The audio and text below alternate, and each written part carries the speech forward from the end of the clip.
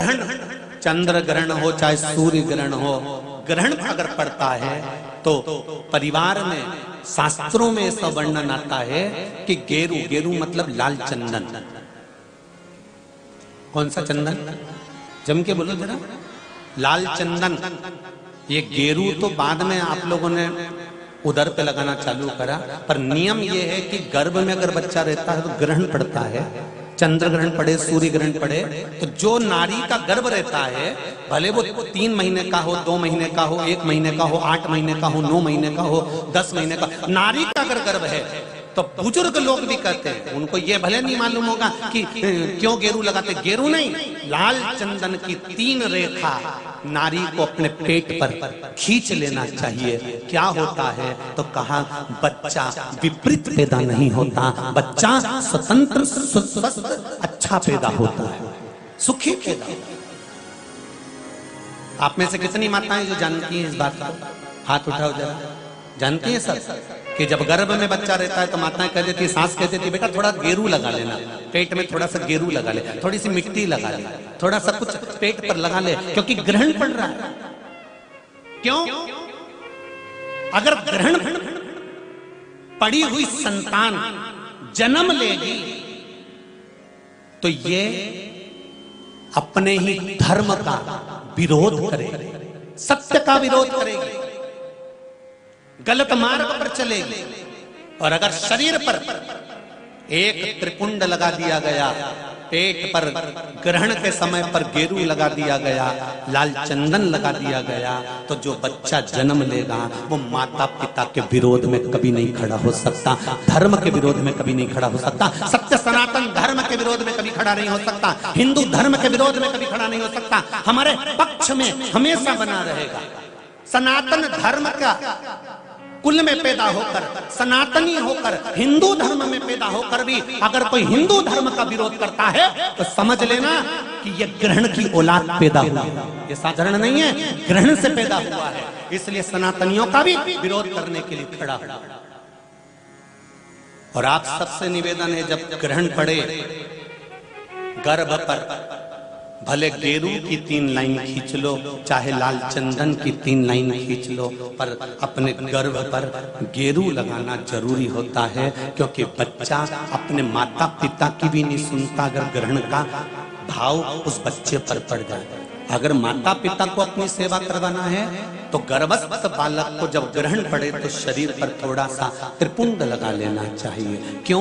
क्योंकि बुजुर्ग माँ बाप की जिंदगी खराब नहीं हो। कई कई बेटे ऐसे होते हैं माता पिता को नहीं गिनते, कई कई बेटे ऐसे होते हैं माँ बाप को 2 रोटी नहीं देते, वृद्धाश्रम में छोड़ आते हैं। समझ लो कि ये ग्रहण के पैदा हुए, ये नहीं।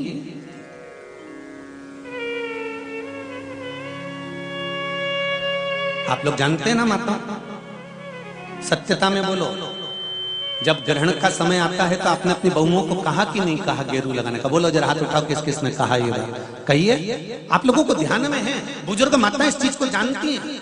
रखिए, बुजुर्ग लोग इस बात को जानते हैं कि गर्भस्थ अगर बच्चा है और ग्रहण पड़ रहा हो तो त्रिपुंड लगा लेना चाहिए। एक प्रश्न खड़ा हुआ था, गुरुजी गर्भ में जब बच्चा रहता है तो गर्भवती नारी को, वो प्रश्न कल का था, समय हो गया था इसलिए हम बता नहीं पाए, गर्भवती नारी को शंकर भगवान का पूजन गर्भवती नारी को कब तक करना चाहिए? गर्भ में अगर बच्चा रहता है तो गर्भवती नारी को शिव जी के शिवलिंग की पूजन कब तक करना चाहिए? पहले तो यह बताओ कि किसने कहा कि गर्भस्थ नारी को भगवान का पूजन ही नहीं करना चाहिए? पहले तो उसको ढूंढ के लाओ कि भैरू है कहां वो, उसको पकड़ो, कालिए को जा मिल जाए, और उससे पूछो कि हमारे शास्त्र में, हमारे धर्म में, हमारे पुराणों में तुम कितनी पुराण उठाओगे? 18 पुराण, 6 शास्त्र, 4 वेद, कौन से उठाकर लाना चाहते हो? कितने उपनिषद उठाओगे? सारे संहिताओं को उठाकर ले आइए, सारे पुराणों को उठाकर ले आइए, सारे शास्त्रों को उठाकर ले आइए।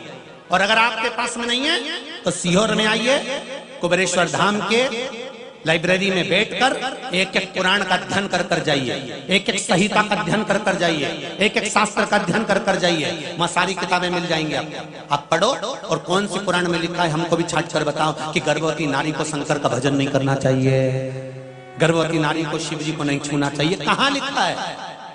यहां तो शिव महापुराण की कथा कहती है कि गर्भवती नारी जब भगवान शंकर को एक लोटा पानी चढ़ाती है तो उसका बच्चे का बाल बांका नहीं हो सकता, बच्चा पूर्ण पैदा होता है, अस्वस्थ नहीं हो सकता, स्वस्थ होता।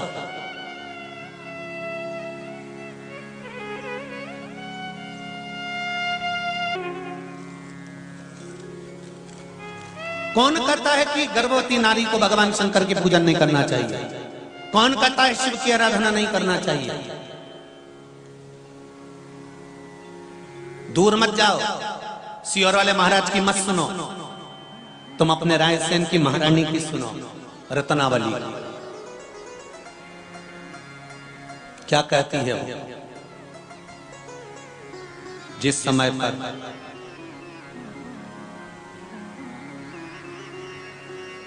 शेर शाह शूरी ने राजकुमारी रानी रत्नावली को देखने के लिए सेना तैयार कर कर लेकर आया इस रायसेन के किले पर आक्रमण करने के लिए।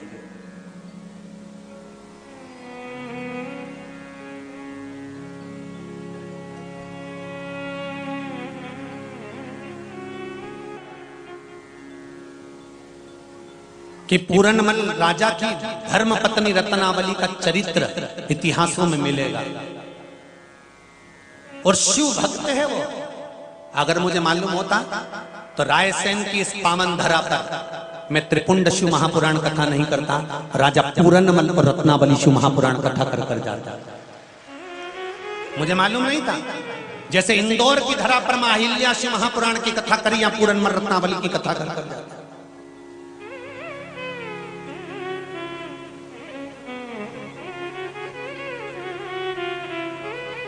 जिस समय पर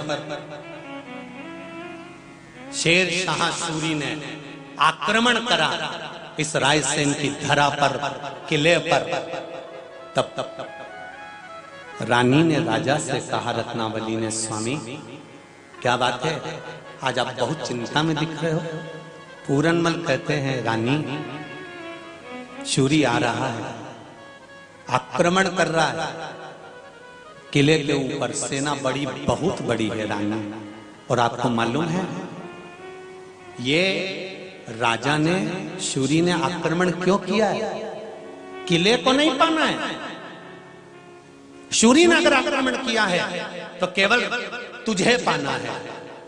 रत्नावली तेरी सुंदरता को पाने के लिए ये आक्रमण कर रहा है।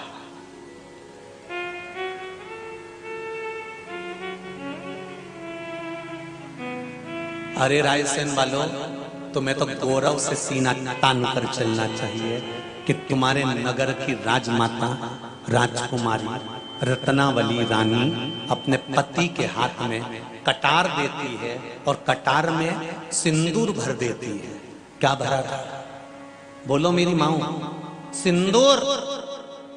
कटार पर सिंदूर भरकर रत्नावली कहती है, मेरी मांग भर दीजिए।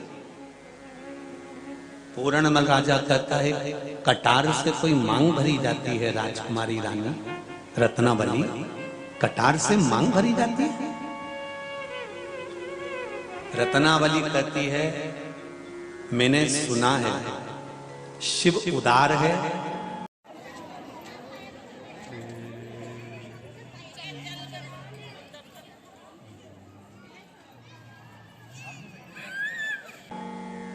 मनुष्य जिंदा रहता है तब भी शंकर उसके साथ रहता है, और मनुष्य मर जाता है तो शंकर के पास चले जाता है। रत्नावली कहती है, जिंदा हूं तब तक तुम्हारी हूं, मरने के बाद तो मेरे शंकर और कंकर की हो जाऊंगी ना। ये मांग आज इस कटार से, इस तलवार से मेरी सिंदूर मेरी मांग में भर दीजिए और मेरा कहना मान लीजिए। शूरी आक्रमण करे इस किले पर, उससे पहले मेरी गर्दन काट दीजिए।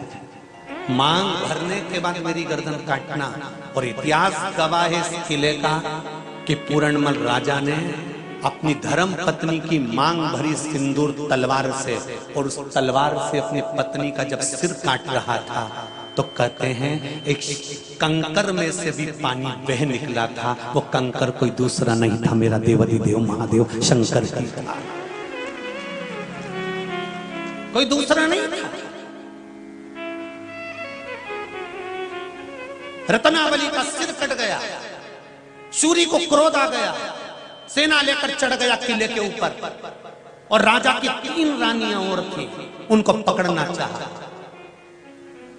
दुनिया के लोग मारवाड़ की पद्मावती को याद करते हैं कि वो शोहर कर गई थी, पर मालवा की 3-3 रानियां 600 रानियों के साथ में इसी किले के अंदर आग लगाकर अपने शरीर का बलिदान दे गई थी। ये वो किला है, साधारण है महाराज।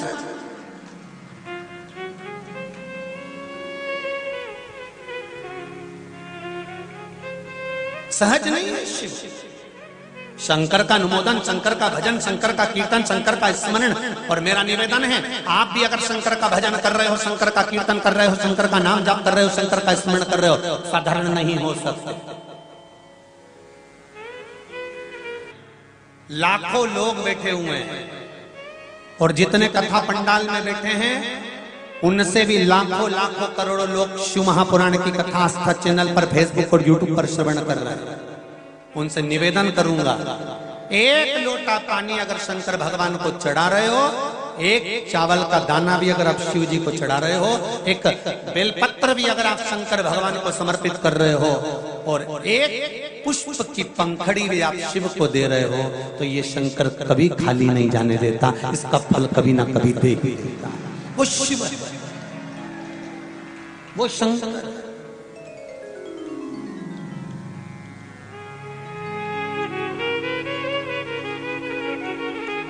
हाँ, शंकर के अनुकूल चढ़ो, शंकर से विपरीत नहीं चलना अपने को, शंकर के अनुकूल चलने का प्रयास करिएगा, शंकर से विपरीत नहीं। नंदी शंकर से एक बार विपरीत चल दिए थे, नंदी ने एक बार शिव जी का कहना नहीं माना था, तब भगवान शंकर ने कह दिया था, नंदी अभी तक तू मेरे साथ में मंदिर के अंदर रहता है, अब तू मंदिर के बाहर रहेगा। एक बार नंदी ने कहना नहीं माना था तो शंकर जी के मंदिर के बाहर नंदी हो गया, अंदर नहीं रहा। उसी तरह आप भगवान की भक्ति के अनुकूल चलते हो तो भगवान के हृदय में विराजमान, और भक्ति के अनुकूल नहीं चल पाते तो आप शिव भक्ति सीखो। युद्ध का जो ज्ञान था वो परशुराम जी को भगवान शंकर ने दिया था।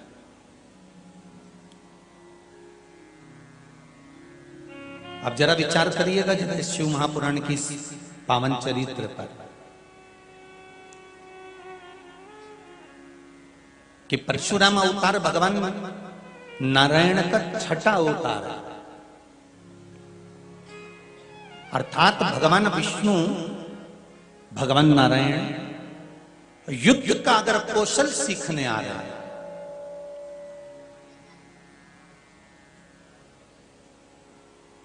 मेरे भगवान विष्णु अगर युद्ध का कुछ वैभव सीखने के लिए आ रहे हैं, कुछ ज्ञान लेने के लिए आ रहे हैं, तो वो सीधे भगवान शंकर के पास आ रहे हैं,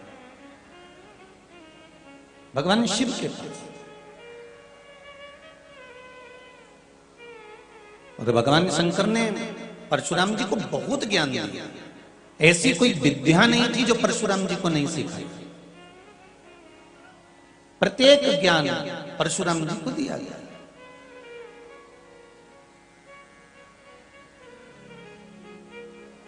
जितने यहां पर बच्चे बैठे हुए हैं जो पढ़ाई कर रहे हैं, विद्याध्ययन कर रहे हैं, जो स्कूल जाते हो, कॉलेज जाते हो, जो बेटियां स्कूल और कॉलेज पढ़ रही हो, जो बेटे पढ़ रहे हो, जो नवयुवक बच्चे स्कूल में जाकर विद्या अध्ययन कर रहे हो, पढ़ाई कर रहे हो, और विद्या अध्ययन में जो लगे हुए हैं, पढ़ने में जो लगे हुए हैं, पढ़ाई जो कर रहे हैं, उनको कहना चाहता कि मेरे परशुराम भगवान से जरा सीखने का प्रयास करिए। भगवान परशुराम जी से थोड़ा सा सीखने का प्रयास करिएगा कि परशुराम भगवान जब विद्या अध्ययन करने के लिए भगवान शंकर जी के पास में जाते हैं और कहते हैं मुझे शस्त्र की विद्या, शास्त्र की विद्या, ये सारी विद्या आप दो। भगवान शंकर ने एक बात कही, आप नारायण के अवतार हैं परशुराम जी,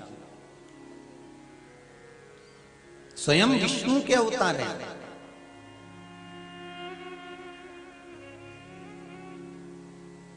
साधारण नहीं है आप स्वयं नारायण के अवतार, स्वयं भगवान विष्णु के अवतार हैं। और भगवान विष्णु के अवतार होकर आप मुझसे कह रहे हैं कि मैं आपको शस्त्र की विद्या दूं, मैं आपको शास्त्र की विद्या दूं।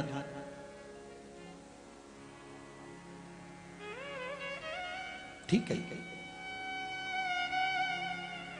अगर आप चाहते हैं कि मैं शस्त्र की विद्या और शास्त्र की विद्या आपको दूं, मुझे देने में दिक्कत नहीं है।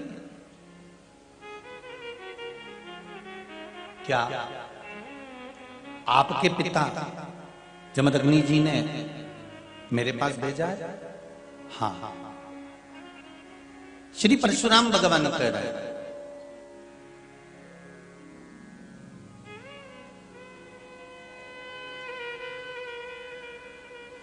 कि जमदग्नि जी ने, मेरे पिताजी ने आपके पास में भेजा है।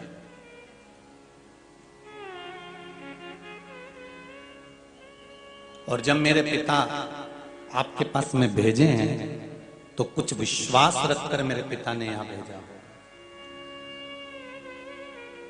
कोई भरोसा रखकर, विश्वास रखकर, दृढ़ता रखकर।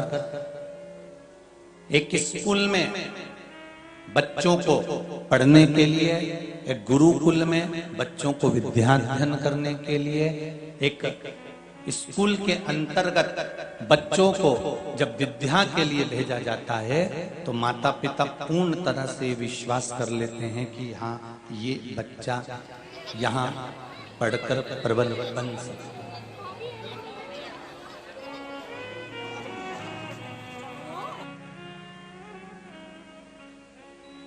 ये बच्चा यहां पढ़कर प्रबल बन सकता है।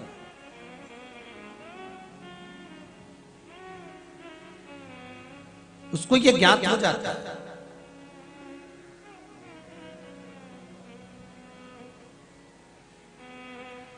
तो परशुराम जी से पूछा गया क्या आपके पिताजी ने भेजा है? हाँ, मेरे पिताजी ने भेजा। ठीक है, भगवान परशुराम जी को भगवान शंकर ने सारी विद्या सिखा दी और सब शस्त्र चलाना सिखा दिए। परशुराम जी ने सहस्त्र बाहु को भी समाप्त कर दिया, सब कुछ हो गया। अब परशुराम भगवान वापिस भगवान शंकर के पास है।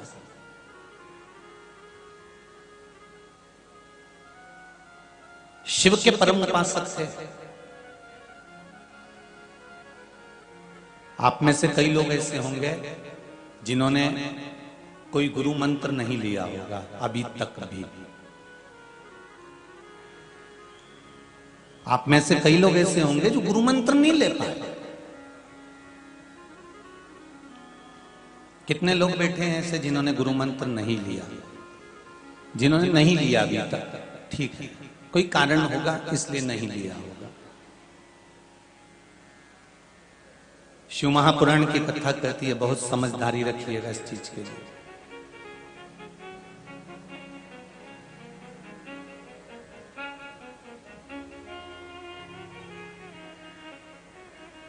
जिसका कोई गुरु नहीं होता,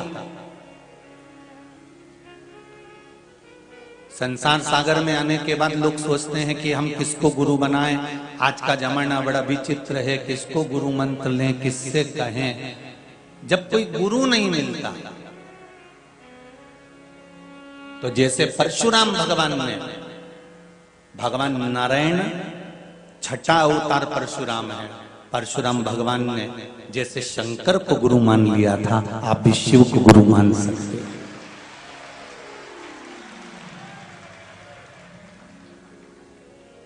पानी पियो छान और गुरु करो जान। 50 बार विचार करना तब जाके कोई गुरु मंत्र लेना, और विचार कर लेना कि ये गुरु जी हमको तार सकता है कि मार सकता है। विचार करिए, नहीं तो आज का जमाना गुरु फिरे बाजार में, गुरु फिरे बाजार में, हमसे दीक्षा ले, नरक पड़ो चाहे स्वर्ग जाओ, पर लिफाफा हम ही को दे। नहीं तो आज के जमाने में तो गुरु ऐसे मिलेंगे जो कहेंगे तुम नरक जा रहे हो, स्वर्ग जा रहे हो, तुम कहां जा रहे हो, उससे गुरु को कोई फर्क नहीं पड़ता।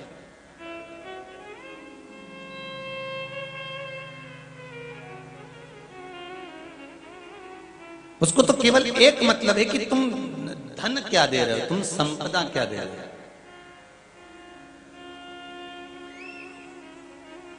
तुम दौलत क्या दे रहे हो।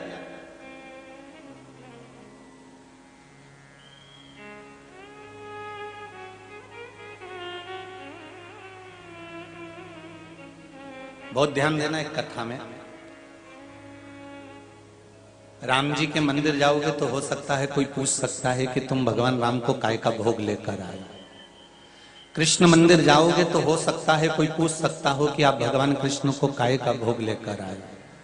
देवी के मंदिर जाओगे तो हो सकता है कोई पूछ सकता है कि तुम सुहाग सामग्री लाए कि नहीं लाए। केवल 33 कोटि देवता में एक देव अधिदेव महादेव एक ऐसे होते हैं जहां पर यह पूछा नहीं जाता कि तुम क्या लेकर आए हो, क्योंकि यहाँ तो शिव पुराण कहती है कि चढ़ी हुई बेलपत्र भी धोकर चढ़ा सकते हो, तो लाने की जरूरत ही क्या है।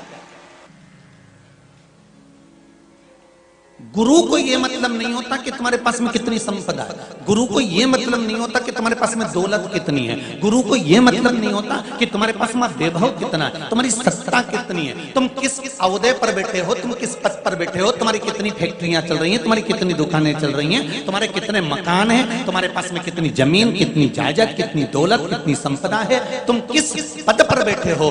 गुरु को इससे मतलब नहीं होता। गुरु को तो एक मतलब होता है कि मैंने तुझे गुरु मंत्र दिया है तो तू भजन कितना कर रहा है, क्योंकि डिग्री यहां देखी जाती है, वहां तो भजन ही देखा जाता है, स्मरण ही देखा जाता है। वहां आपकी डिग्री नहीं देखी जाएगी, यहाँ तो वहां केवल आपका कीर्तन, भजन, स्मरण, मंत्र जाप, नाम जाप जो आप कर रहे हैं इस पंडाल में बैठकर और आस्था चैनल के माध्यम से, फेसबुक यूट्यूब के माध्यम से, अपने घर पर बैठकर या पंडाल में बैठकर जो भगवत नाम ले रहे हैं, वहां वो देखा जाए।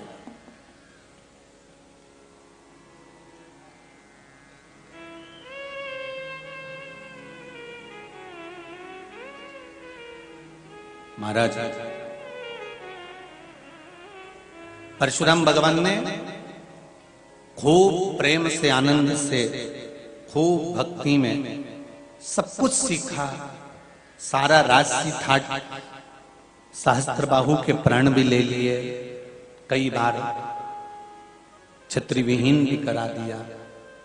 अब परशुराम भगवान शंकर जी के पास आए और शंकर जी के पास आकर कहते हैं अब ये बता दीजिए कि गुरु दक्षिणा में मैं आपको क्या दूं। मूल कथा यहां है।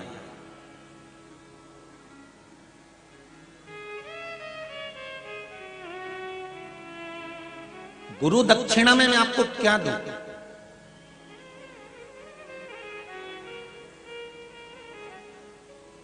हम क्या दे दें भगवान को कि भगवान खुश हो जाए। बोलो री जी और रायसेन वाली, जितने लोग बैठे हैं भाई बंधु, वो भी बताओ कि भगवान को हम क्या दें कि भगवान खुश हो जाए। दौलत दे दें, अच्छे कपड़े दे दें, भगवान को 56 भोग दे दें, क्या करेंगे भगवान।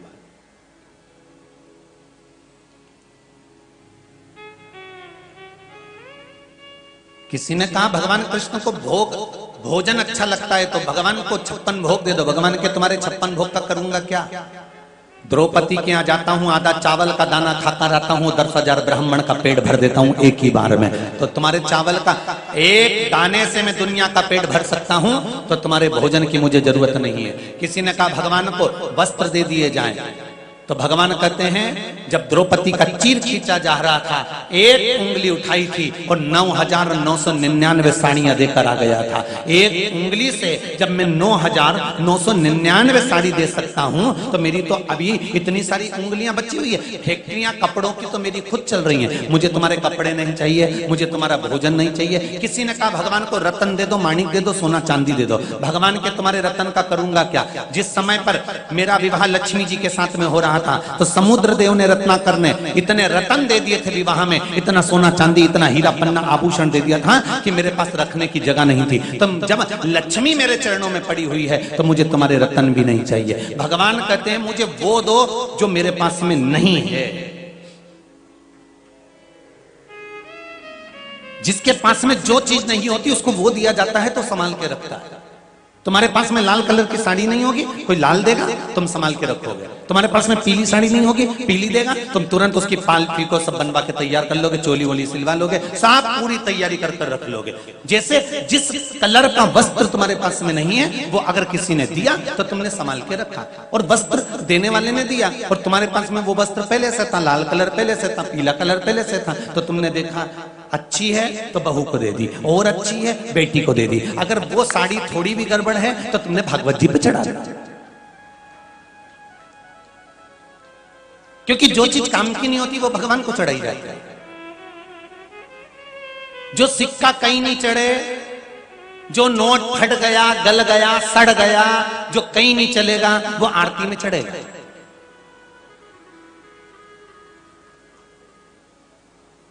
इसके लिए भी किसी ने पूछा, गुरुजी दुनिया के लोग दुकान पर जाते हैं तो दुकानदार कह देता है अच्छा चढ़ाओ, अच्छा दो, नोट अच्छा दो, फटा हुआ नहीं लेंगे, सिक्का अच्छा दो, पैसा नहीं लेंगे। बैंक में जाओ तो भी कहते हैं सिक्का नहीं चलेगा, ये नहीं होगा, वैसा नहीं होगा। तो एक बात समझ में नहीं आती गुरुदेव, तो फिर लोग भगवान के सामने फटा हुआ नोट, खोटा सिक्का क्यों चढ़ाते हैं? तो शिव महापुराण की कथा कहती है कि वो शंकर का दरवाजा है। शंकर के दरवाजे पर शास्त्र कहता है जो कहीं नहीं चलता वो शिव के दरवाजे पर ही चलता है, वो शिव के द्वार पर ही चलता है।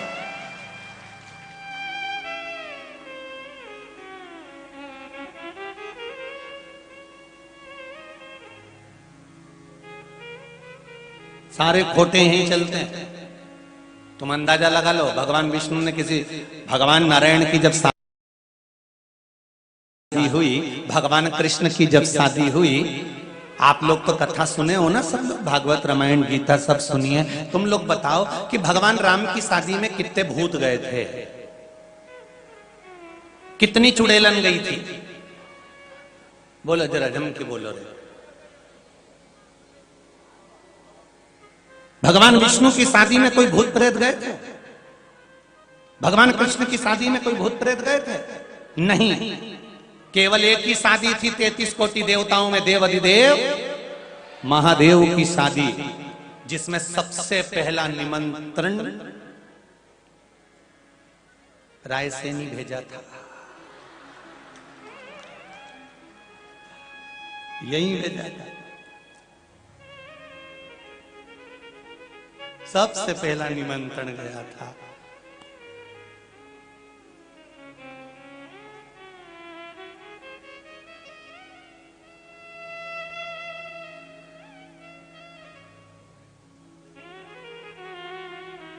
जैसे शादी पक्की होती है तो सबसे पहले पार्लर बुक होता है, उसी तरह शंकर जी की शादी में भी सबसे पहले पार्लर बुक हुआ था।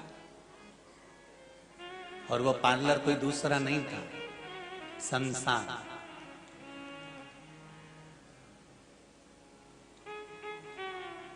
इसलिए आज भी शमशान में जब मुर्दे को ले जाते हैं तो नहला के, डेंटिंग पेंटिंग करके, तिलक मिलक लगा के, बोलो सही है गलत है? महाबूर मेहंदी सब लगा के, चूड़ी मूड़ी पिड़ा के, लाल चुंदड़ी ओढ़ा के, और पुरुष मरे तो फेटा मेटा जोरदार टोपी मोपी तिलक वगैरह, तुलसी की माला, जनेऊ सब धारण कर खुदा के, कंठी मंठी पिना के फिर शमशान ले जाया जाता है। क्यों? क्योंकि कहीं पर भी जाओ थोड़ा सज धज के शिव के द्वार जाओ। शमशान भगवान शंकर जहां श्रृंगार कर रहे हैं वो कोई साधारण भूमि हो?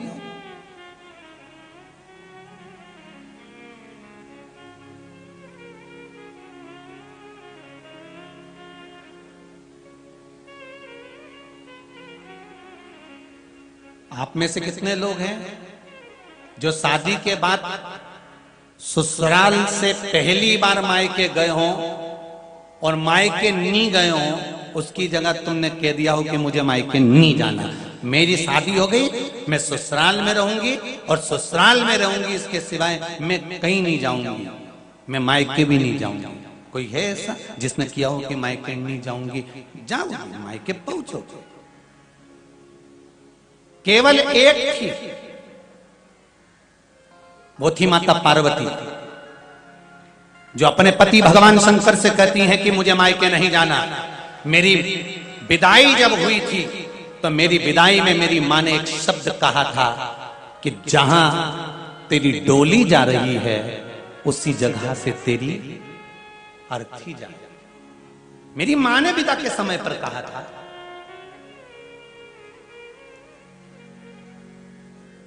स्वामी आप कहां लेकर जा रहे हो मुझे? भगवान शंकर ने कहा तेरे मायके छोड़ने के लिए जा रहा हूं, बहुत दिन हो गए, चल घूम आना। मुझे मायके नहीं जाना, फिर मुझे तो वहां जाना है जहां आखिरी में लोग जाते हैं। शंकर भगवान ने कहा कहां? पार्वती जी बोली शमशान। शमशान? हाँ। पार्वती तुझको मालूम है अगर तू शमशान जाएगी तो वहां मेरे पहचान वाले बहुत मिलेंगे, क्योंकि अपनी तो पहचान ही वही है। और मैं जैसे ही जाऊंगा ना और डमरू बजाया, डमरू बजाते से ही सारे शमशान के इकट्ठे होकर कहते हैं हम आपकी शादी में गए थे, हमको पेट भर के भोजन नहीं मिला था, तो पार्टी दो। ऐसे बहुत सारे दोस्त हैं जो नवयुवक लड़के लोगों का जब विवाह होता है ना, शादी होती है, तो शादी होने के बाद जब ये दोस्तों इकट्ठे होते हैं ना, तो दोस्तों को पकड़ के कहते हैं भाई देख, सीधी बात है, हम तेरी बारात में गए, खूब नाचे, खूब एंजॉय करा, खूब नोट की गड्डी उड़ाई, ने डीजे भी बजवाया, ने डिस्को भी करा, पर एक बात है, क्या हुआ ये बता? भोजन में मजा नहीं आया, हमको खाना नहीं मिला। हम आखिरी में गए ना 10-11 बज गई थी और 11 बजे तो गुलाब जामुन की केवल चाशनी बची थी और कई गुलाब जामुन थी उसमें 4-6, पर गुलाब जामुन के ऊपर का गुलाब गायब था, गुलगुल बचा था। तो अरे भाई, अरे दोस्त से कहा पार्टी तो लगती है, तुझे पार्टी तो देना पड़ेगा, चाहे कुछ भी हो जाए तुझे पार्टी देना पड़ेगी तेरी शादी की। तो भगवान शंकर कहते हैं पार्वती से, जैसे ही मैं शमशान में जाता हूं और डमरू बजाता हूं, वैसे ही मेरे जितने पहचान वाले हैं ना, सब आके कहने लगते हैं भोलेनाथ जी आपकी शादी में गए थे, हमको पार्टी दो, पार्टी दो। तो अब क्या करें? तो पार्वती जी ने कहा पहले मुझे शमशान तो लेकर चलो, फिर सोचा जाएगा। सत्ययुग में, त्रेता युग में, द्वापर युग में एक ही शमशान था।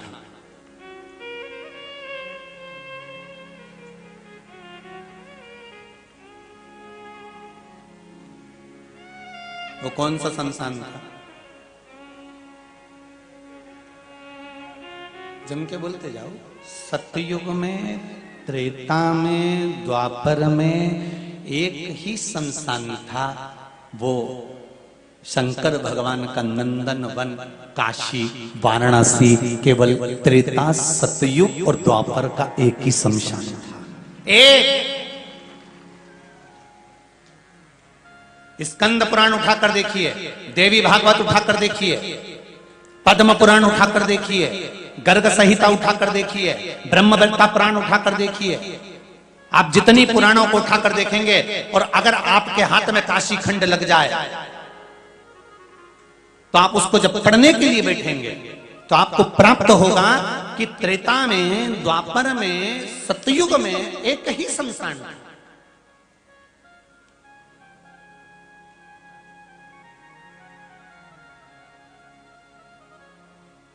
शिव जी कहते हैं मैं तुझे लेकर चलता हूं, मां मेरे पहचान वाले मिल जाएंगे और चिल्लाएंगे भोजन के लिए, क्या करेगी? पार्वती जी कहती है आप जो आज्ञा करोगे मैं कर दूंगी। ठीक है, शंकर भगवान ले गए पार्वती जी को शमशान में। अभी तक कैलाश पर रहते थे मेरे भोलेनाथ, आज शमशान में पहली बार पहुंचे हैं पार्वती को लेकर। शिव आते थे पर पार्वती नहीं आई थी, पहली बार माता पार्वती शमशान में पहुंची, काशी में पहुंची। और जो पार्वती जी ने शमशान की रौनकता देखी, इसलिए पूरी दुनिया में जिंदा आदमी होली खेलता है, काशी में तो मुर्दे होली खेलते हैं। काशी में होली के दिन जितनी अर्थियां आती हैं जलने के लिए, जो शव आते हैं जलने के लिए, उन अर्थियों को लोग उठा के नाचते डिस्को करते हैं। तुमने कभी मुर्दे को डिस्को करते देखा? अरे बोलो तो जम के नहीं देखा ना, तो अगली बार होली खेलने काशी चले जाओ। जब होली में काशी पर जाओगे तो काशी में जो होली होती है, शमशान की होली, जहां पर अर्थी कंधे पर पड़ी रहती है और मुर्दे बंधे रहते हैं, और काशी के लोग मुर्दों के साथ होली खेलते हैं, क्योंकि मेरा भस्मीधारी खेलता है, मेरा शिव। परशुराम भगवान से कहा, भगवान शंकर ने, क्रोध दे दे मुझको। गुरु दक्षिणा में अगर मांगा तो क्रोध मांगा है।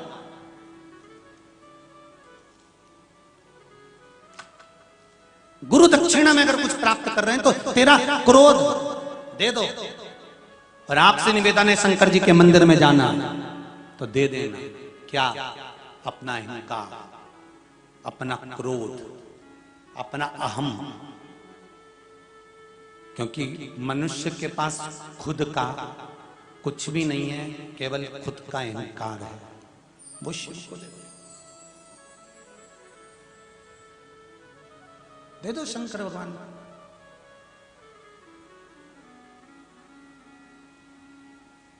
मैंने तेरे ही भरोसे, ओ भोले तेरे ही भरोसे, हवा बिच उड़ती जावांगी, बाबा डोर हलो छठी नाम कटी जावांगी। ये शिव को सौंप दो।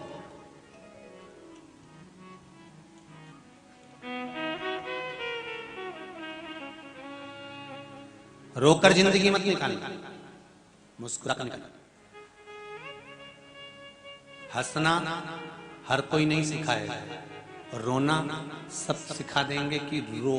क्योंकि रामचरितमानस में भी लिखा है, माता पुनि बोली सोमति डोली, तजहु तात यह रूपा, कीजे सुलीला अति प्रिय शीला, यह सुख परम अनुपा, सुनि बचन सुजाना, रोदन टाना, होई बालक स्वरूप। रामचरितमानस में लिखा है कि माता कौशल्या जी राम जी से कह रही हैं कि रो। तो राम जी ने पूछा, मैया हम काहे को रोए, हम तो दुनिया को रुलाएंगे, तुम हमें रुला रही हो। माँ कहती है मृत्यु लोक में जन्म लिया है तो रोना तो पड़ेगा। उस दिन से नियम है, आज भी बच्चा डॉक्टर हॉस्पिटल में अगर बच्चा जन्म लेता है तो डॉक्टर और सिस्टर बच्चे को चिमटा फोड़ के धप मार के रुलाते, रो। बोलो सही है कि गलत है? जन्म लिए बच्चे को डॉक्टर और सिस्टर थप मार के रुलाते कि रो। आज से रोएगा तो मरेगा, तब तक रोना पड़ेगा। मुस्कुराने के लिए तो शिव महापुराण के 7 दिन मिले। खूब मुस्कुराना, ये जिंदगी के खुशी के दिन हैं जो जीवन की सार्थकता प्रकट कर देते हैं। मुस्कुराने के लिए, इसलिए आप लोगों से कहते स्माइल प्लीज, मुस्कुराते रहो, हंसते रहो। पर हर कहीं हंसना भी मत, नहीं तो मालूम पड़े तुम यहां से जाती जाती। अब लोग भी सोचे अभी कथा में गई थी तो अच्छी थी, कथा में से आई तो मुझे तो लगता है ये टेम्परेचर चढ़ गया। इसीलिए ये ऐसी, अब कई कई नहीं तो तुम तुरंत अल्लाह वल्लाह, अब मुस्कुराते मुस्कुराते मुस्कुराते मुस्कुराते तो लोग कहे कि बताओ अच्छी खासी गई थी, ये तो बढ़िया जोरदार, अब इसको क्या होगा। राम कहते रहो, कृष्ण कहते रहो, शिव कहते रहो, मुझे क्रोध दे दो। गुरु मंत्र में अगर कुछ देना है तो क्रोध दे दीजिए, लाइए क्रोध का त्याग कर दो। आज गुरु ने अपने शिष्य से गुरु दक्षिणा में क्रोध मांगा।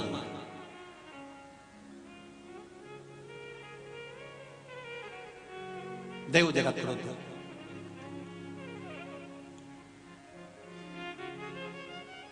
परशुराम भगवान विष्णु का छठा होता, शंकर भगवान से कहते हैं जो आज्ञा गुरु की, आज से मैं क्रोध का त्याग करता हूं। अब मुझे ये बताओ कि ये धनुष, ये फरसा कहां लेकर जाए?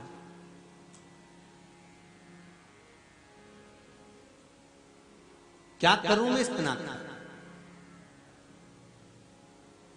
शंकर भगवान ने कहा एक काम करो, तुम भी मेरे पुत्र समान हो, दो पुत्र और हैं मृत्यु लोक में, एक लंका का राजा रावण और दूसरा जनकपुरी में निवास करने वाले श्री जनक जी। जाओ,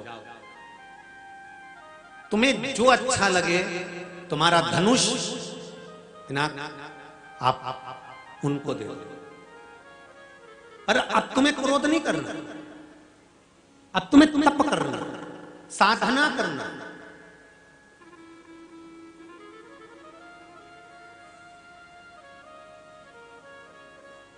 मुझे कब तक रहना पड़ेगा इस मृत्यु लोक में? परशुराम जी का शब्द है अपने गुरु जी से, शंकर भगवान से, इस मृत्यु लोक में मुझे कब तक रहना है? जब तक कल्कि अवतार नहीं हो जाता। आप अपना फरसा, धनुष तो आप दे दोगे, इन दो में से किसी एक को फरसा कल्कि अवतार जब होगा तब तुम्हें देना है। उस समय पर स्वयं शंकर कह रहे हैं कि मैंने जो आपको ज्ञान दिया है परशुराम भगवान, ये ज्ञान आपको कल्कि अवतार को देना है।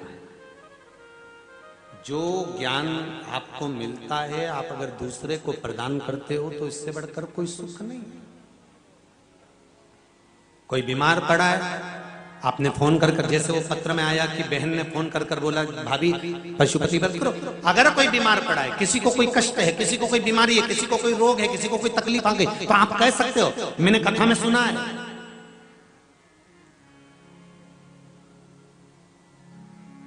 कथा निकालो वो वाली और उस कथा को सुनो। इसलिए प्रत्येक कथा का नाम लेकर वास्ते हैं कि ये त्रिपुंडशु महापुराण की कथा है। आप अगर मोबाइल पर निकालेंगे तो आपको आ जाएगी कि त्रिपुंडशु महापुराण कथा में छठे दिन, पांचवें दिन ये बात कही थी, चौथे दिन ये बात कही थी, तीसरे दिन ये बात कही थी। आप निकाल सकते हैं।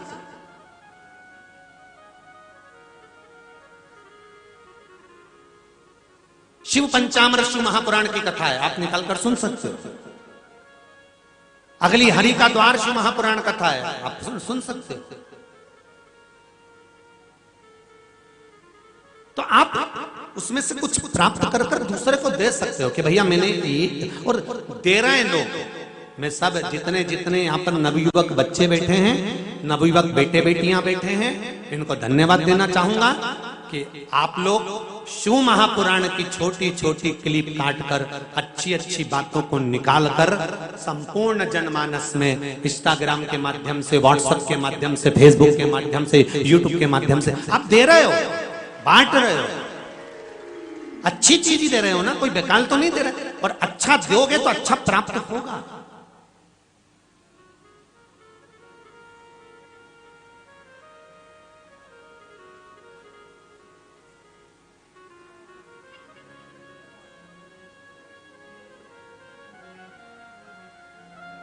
अपने भक्त को भगवान अपने धाम लेकर चले जाता, उसको छोड़ता नहीं ज्यादा समय। उसका उपासक है, उसकी भक्ति में डूबने वाला है, गलत काम नहीं करता, वो हमेशा श्रेष्ठ करता, तो उसको सड़ाता नहीं है मृत्यु लोक में, तड़पाएगा नहीं मृत्यु लोक में, तुरंत लेकर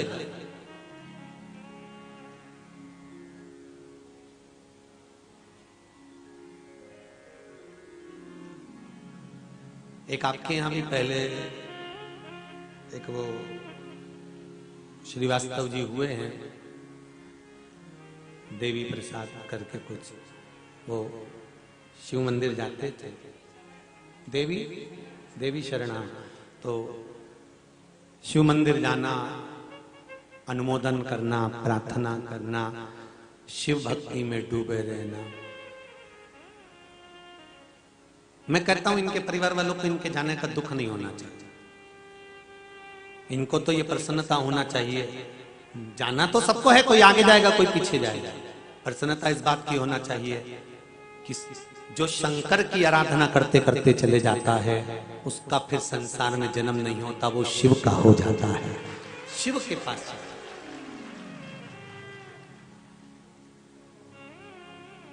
फिर उसको भटकना नहीं है।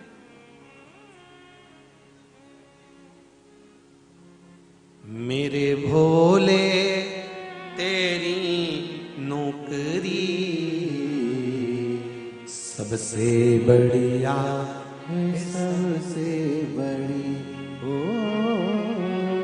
मेरे बाबा तेरी नौकरी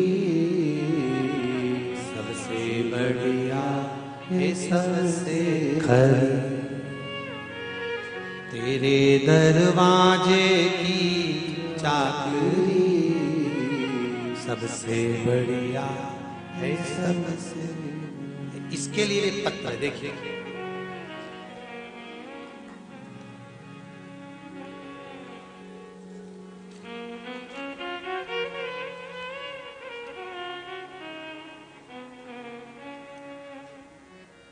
ओम प्रकाश जी सोनी राव इंदौर से हैं। कहीं बैठे हो तो हाथ उठाइएगा, खड़े हो जाइएगा। कहीं बैठे हो तो दोनों हाथ हिलाइएगा, हर हर महादेव बोलकर। श्री ओम प्रकाश जी सोनी राव इंदौर। आपने लिखा है, गुरुदेव मैं ओम प्रकाश सोनी राव इंदौर निवासी शिव की महिमा का बखान आपसे बतलाना चाहता हूं। नवंबर महीने में 2021 में मेरे पिताजी गांव से आए रऊ और मुझसे पूछने लगे यहाँ पर आसपास में शिव जी का कोई मंदिर है? तो मैंने कहा है। तो कहने लगे रोज मंदिर दीपक लगाया करो। तो मैं मंदिर जाना शुरू किया तो मैंने देखा कि वहां पर शाम को मंदिर में लाइट नहीं थी, लाइट नहीं जलाते थे, अंधेरा था। पड़ोस के घर से लाइट की डोरी आई थी। मैंने पूछा लाइट क्यों नहीं जलाते हो आप? तो कहने लगे जिन्होंने मंदिर बनवाया उनकी कोरोना में मृत्यु हो गई, देहांत हो गया। पति पत्नी का दोनों का ही देहांत हो गया। हम भी नाराज हैं भगवान से, भगवान ने अच्छा नहीं किया यहां पर, इसलिए हम लाइट नहीं जलाते। तब मैंने कहा ये अच्छी बात नहीं है, लाइट तो जलाना चाहिए। उन्होंने मेरे कहने पर जिन लोगों को मंदिर बनाया था उनके बच्चों को कहकर लाइट चालू करवाई। गुरुदेव जिन्होंने मंदिर बनवाया था वो पूरा परिवार माता पिता के जाने के बाद कर्जे में लदालूम हो गए थे। इतना कर्जा हो गया था कि जिस मकान में रह रहे थे वो मकान भी गिरवे रखा हुआ था, वो भी जा रहा था। सरकार में लोन था, सब खत्म होने वाला था। गुरुदेव मैं मंदिर में दिया जलाने का, रोशनी करने का क्या फल होता है वो बता रहा हूं। मैंने उनसे कहकर, पड़ोसी के लोगों से कहकर लाइट चालू करवाई और फल क्या हुआ कि 90 दिन उनके पास सरकार का नोटिस आ गया कि आपका कर्जा माफ होता है और आपका मकान छोड़ा जाता है। देखिए ये पत्र है। बैंक किसको छोड़े, लोन किसको छोड़े ज्यादा, पर कोई तो आया होगा जिसने जमा करा होगा। तेरे दरवाजे की चाकरी, उसके दरवाजे पर जाकर मात्र झाड़ू लगा लेना, पोछा लगा लेना, शिव मंदिर में जाकर सफाई कर देना, निर्माल्य को उठाकर विसर्जन कर देना, शंकर मंदिर के जाले निकाल देना, शंकर मंदिर की सफाई कर देना, शिव मंदिर पे ध्वजा बदल देना, शंकर मंदिर की रंगत कर देना, शंकर मंदिर में रोशनी को लगा देना। एक दीप भी शिव मंदिर में लगाया जाता है तो ना जाने कितने कितने कितने कितने पाप हमारे छिन्न हो जाते हैं और पुण्य प्रबल हो जाता है। अब करो तो तेरे दरवाजे की चाकरी सबसे बढ़िया, सबसे शिव की उपासना करने वाला, भजन करने वाला मर भी गया ना तो उसका परिवार कभी भूखा नहीं मर सकता। अगर वो श्रीवास्तव जी का जो भी होंगे उन्होंने शंकर की आराधना करी होगी, चले भी गए होंगे ना, तो ये विश्वास से कर सकता हूं इस व्यासपीठ से कि अगर वो चले भी गए होंगे तो शंकर कितना दे रहा होगा, क्या क्या दे रहा होगा वो शंकर ही जान सकता है, क्या संभाल रहा होगा वो शिव ही जान सकता है। भले चले गए, उसकी चौखट पर करी गई नौकरी, उसके दरवाजे पर करी गया चाकरी, उसके मंदिर में करी गई सेवा खाली नहीं जा सकती। तेरे दरवाजे की चाकरी सबसे बढ़िया, शिव मंदिर जाना तो वहां पर कमाने का मत सोचना कि मुझे यहां से इतना कमाना है, मुझे इतनी दौलत इकट्ठी करना है, मुझे इतना पैसा इकट्ठा करना है। नहीं नहीं, यहां तो मैं शिव की आराधना करने आया हूं, शंकर की चाकरी करने आया हूं। मैं देगा तो वो देगा, भाग्य का उसने लिख कर रखा होगा, वो मुझे देगा, वो प्रदान कर देगा। वहां कमाना नहीं है, वहां लुटाना है। इस शरीर का एक एक नस नस शिव भक्ति में लग, धर्म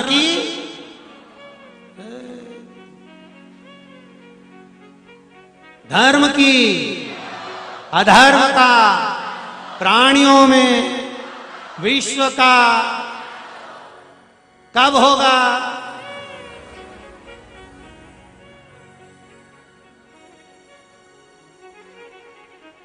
चिल्लाने से हो जाएगा?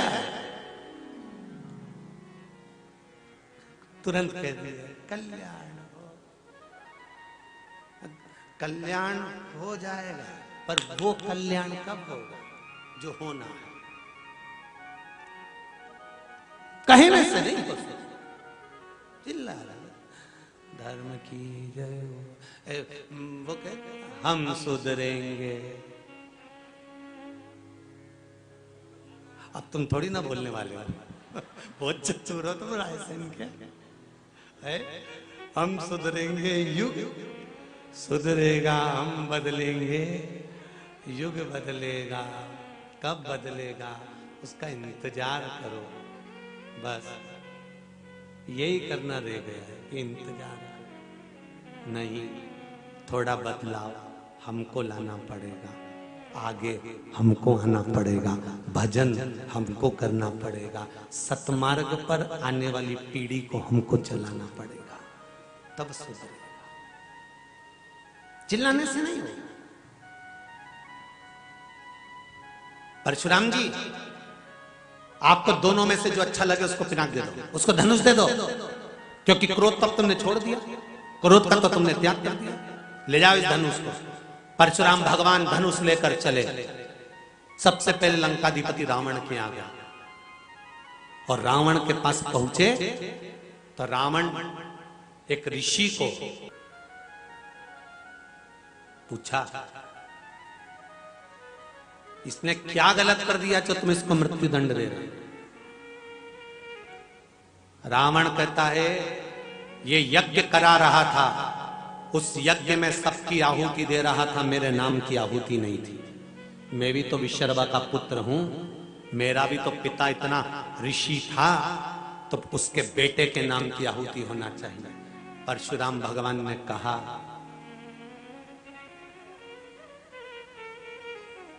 पैदा भले तुम ब्राह्मण की कोख से हो गए, पर कर्म तुम्हारा ब्राह्मण का नहीं हो पाया, तो तुम्हारी आहुति देगा कौन?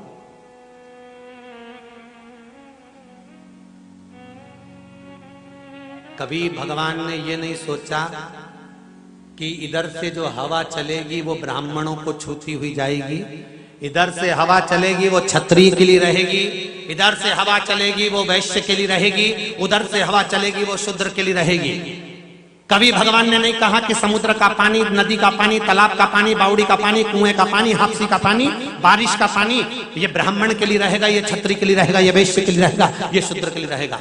कभी भगवान ने ये नहीं कहा कि 1 एकड़ में जो अनाज बोया गया वो ब्राह्मण खाएगा, दूसरे एकड़ का अनाज वैश्य खाएगा, इसका क्षत्रिय खाएगा, इसका शूद्र खाएगा।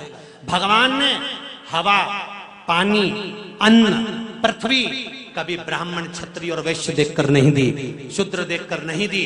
भगवान के ये सब भगवान के जन्म दिए हुए हैं। भगवान कहता है मेरे लिए सब बराबर हैं, सबका है, सब प्रयोग।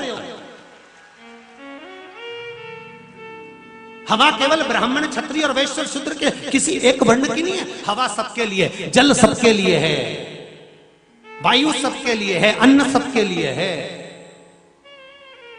सूर्य की किरणें ब्राह्मण पर या क्षत्रिय पर या वैश्य पर या शूद्र पर ज्यादा नहीं पड़ेगी कि शूद्र पर ज्यादा पड़ेगी, कि वैश्य पर ज्यादा पड़ेगी, कि ब्राह्मण पर ज्यादा पड़ेगी, कि क्षत्रिय पर ज्यादा पड़ेगी। सूर्य की किरणें बराबर का किरण फैलाती है। जिसको लेना हो ले, जिसको आना हो आओ, जिसको प्रकाश, वो बराबर का प्रकाश दे रही है। ये तो विभाजन हमने कर दिया, राष्ट्र को हमने तोड़ दिया कि ये बड़ा है, वो छोटा है, वो कमजोर है, वो भारी है। नहीं तो मृत्यु लोक में पैदा होने वाला ब्राह्मण, क्षत्रिय और वैश्य और शूद्र ये सब बाद में हुए हैं। भारत की भूमि पर जन्म लेने वाला सबसे पहले सनातनी हुआ है, उसके सिवाय कुछ नहीं हुआ। सबसे पहले सनातनी पैदा हुआ। ये वर्ण का विभाजन हमने कर दिया। भगवान नहीं करता कभी भी कि जल मेरा है, कि पानी मेरा है, कि वायु मेरी है, कि आकाश मेरा है, कि पताल मेरा।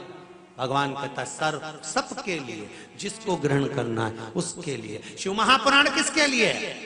शंकर भगवान की कथा। कोई कह दे ये करोड़पति कराएंगे, धनपति कराएंगे, वैभवपति कराएंगे। कौन करा रहा है शिव कथा?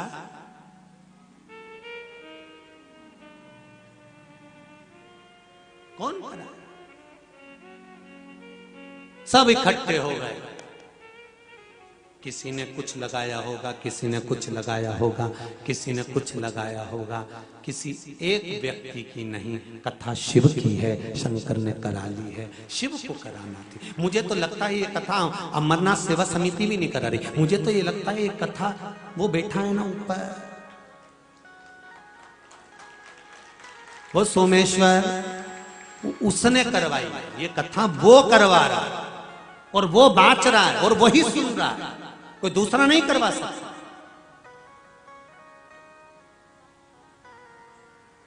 कराई उसने।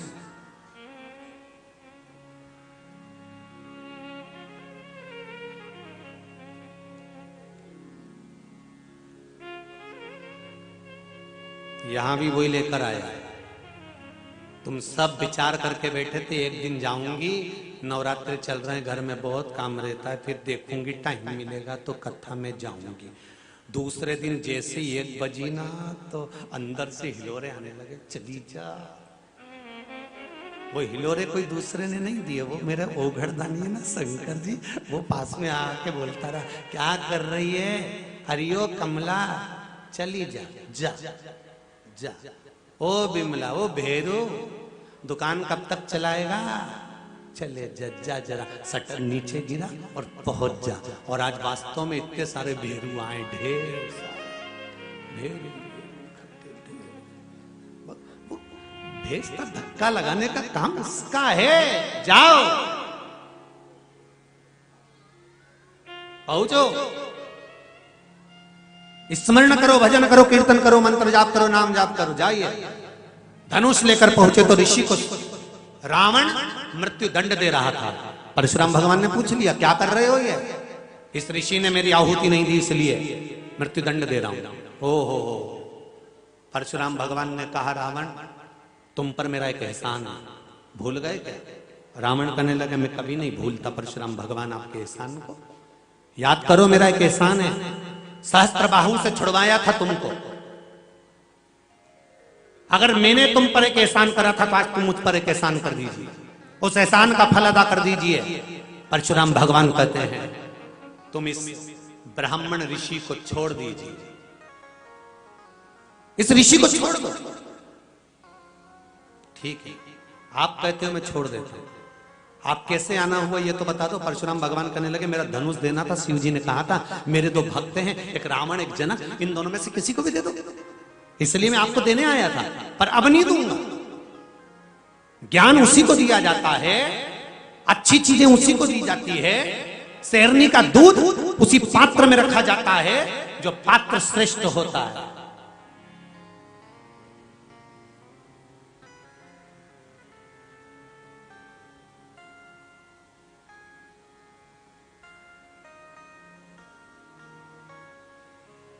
अपनी बात वहीं रखना जहां उस बात की कीमत हो।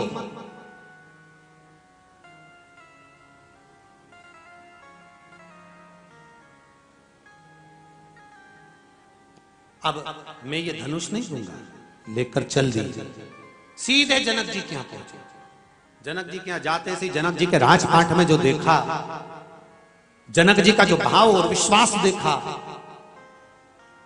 परशुराम भगवान ने कहा राजा जनक मैं ये धनुष आपको देना चाहता हूं। क्यों? क्या देखा है आप? बस जो देखना था देख लिया। सबसे बड़ी बात आपके राज्य में देखी है कि आपके यहां कारागार नहीं है, जेल नहीं है। चोर भी पकड़ाता है तो वो सच बोलकर चले जाता है।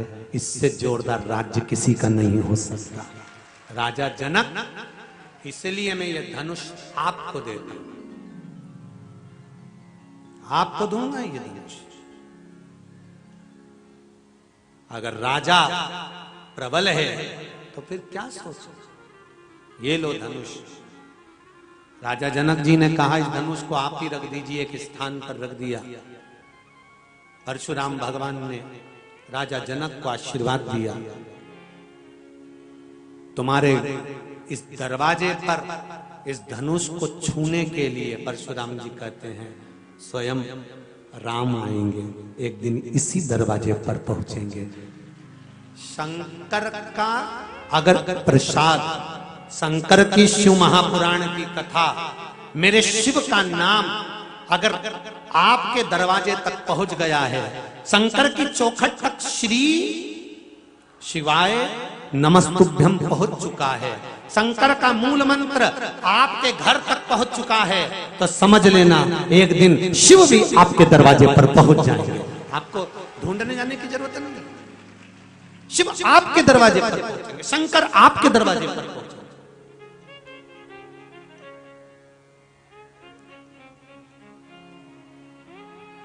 आप तो भजो, जब दुख आए, तकलीफ आए, कष्ट आए, रोग आए, बीमारी आए, परेशानी आए, भजो उसका नाम। भजो। शंकर के भगत होते हैं जो राम और कृष्ण के भगत होते हैं, भगवान के जो उपासक होते हैं, उन्हें भगवान को ढूंढने की जरूरत नहीं होती, भगवान टार्च चमका के उनको ढूंढ कर बुला लेते हैं। ये शिव कथा, उनको ढूंढने की जरूरत नहीं है। अब तो केवल उसका दिल से नाम तो ले। सिम्मी देवी ने भी एक प्रश्न किया कि आप शिव की जटा में कैसे पहुंच गए? शंकर की जटा में तो चंद्र है, शंकर की जटा में गंगा है, और शंकर की जटा में राहु भी है। शंकर भगवान के गले में दो तरह की माला का दर्शन होता है। एक कपाल की माला, आपने देखा होगा जैसे खुपड़िया होती है, व्यक्ति जब मर जाता है उसकी कंकाल जो होता है वो कंकाल की माला शिव जी के गले में पड़ी होती है। और एक शिव जी के गले में जो माला होती है उसमें मूछें बनी होती है। आप लोगों ने राजा महाकाल के मंदिर में, काशी विश्वनाथ जी के मंदिर में आप लोगों ने इस माला का दर्शन करा होगा कि चांदी की मुंड की माला, उसमें मूछ बनी हुई है, और एक मुंड की माला होती है जिसमें केवल कंकाल होता है, चेहरा कंकाल। दो तरह की माला होती है। जो कंकाल की माला होती है वो माला, और जो मूंछ वाली माला होती है, मुंड की माला, इन दोनों में क्या अंतर है? जो कंकाल की माला भगवान शंकर के गले में अपन दर्शन करते हैं, ये कंकाल किसी और के नहीं, भगवान शंकर के जो मंगल विवाह माता पार्वती जी के साथ में पहले हुए हैं, पार्वती जी के जो 50 बार भगवान शंकर के साथ में, 51 बार भगवान शिव के साथ में माता पार्वती के विवाह हुए हैं। पार्वती का जन्म 51 बार पहले हो चुका है। कभी कात्यायनी, कभी कुष्मांडा, कभी चंद्रघंटा, कभी स्कंदा, कभी सती, कभी उमा। ऐसे माता पार्वती के ना जाने कितने अवतार हो चुके हैं। जितनी बार माता पार्वती जन्म लेती थी उतनी बार प्राण माता पार्वती के छूटते थे। हर बार माता पार्वती अमर कथा सुनने के लिए जाती थी पर कथा नहीं सुन पाती थी।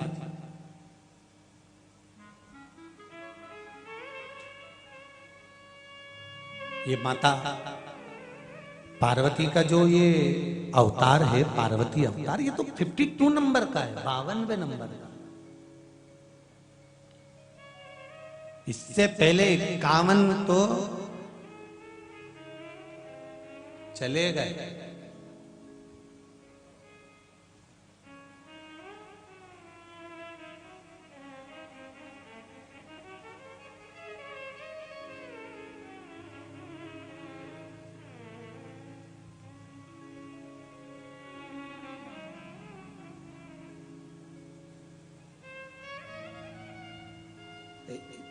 कथा लोग सुनते हैं ना, तो कथा पर तो ध्यान कम रहता है, पर भगवान ने क्या करा उस पे ध्यान जा। अब कई लोगों के मन में प्रश्न खड़ा हो जाए, भगवान ने 50 ब्याह करे, 51। एक पति पत्नी का झगड़ा हो गया, पत्नी घबरा के एक गुरुजी के पास गई और वो गुरुजी से जाकर खूब रोई, गुरुदेव मेरा पति जब भी झगड़ा करता है एक ही बात कहता है, तुम मेरे से सीधे रिया कर। भगवान कृष्ण ने 16,108 रानी से ब्याह करा था, दूसरा कर ला। गुरुदेव बड़ी तकलीफ में हूं। हमने भी कह दिया काहे की चिंता करना, अब की बार वो धमकी दे तो तू मत चूकना। तू भी कह देना द्रौपदी के 5 थे, तू काहे को टेंशन लेती। और उसने जो कहा, तू मेरे से सही से रिया कर, जरा बता दे रही हूं, पहले मैं तेरे को बता रहा हूं। भगवान कृष्ण ने 16,108 रानी से शादी करी थी, मैं दूसरी कर लाऊंगा। इतने में आ गई धंधनाती, शिव पुराण सुन के आई थी। धमकी तो देना ही मती। द्रौपदी के भी 5 थे। उस दिन से पति बोला ही नहीं, बापड़ा एक शब्द नहीं। उसके बाद नहीं बोला। फिर तो उसने आरती गई नवरात्रा में, अम्बे तू है जगदम्बिका, कहीं नहीं फिर बोले तो बोले क्या। अरे भाई अब गुण मत देखो, थोड़ा गुण देखने का प्रयास करिए।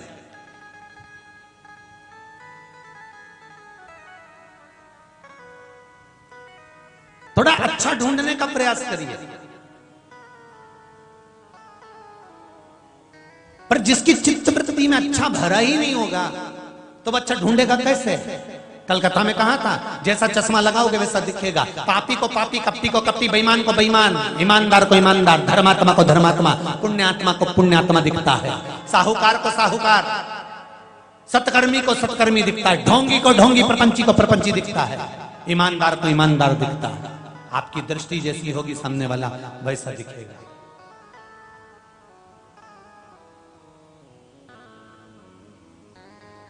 आप अच्छा ढूंढोगे अच्छा मिलेगा।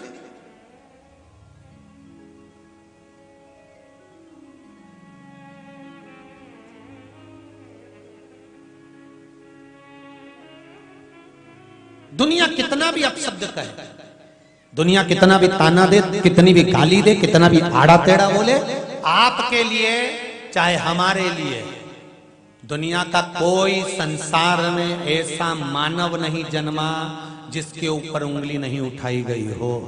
चाहे मेरे राजा रामचंद्र क्यों ना हो, उन पर भी उंगली उठा दी थी कि सीता को लेकर आ गए। भगवान कृष्ण थे, उन पर भी उंगली उठा दी कि तुमने चोरी करी है, रतन चुरा लिया।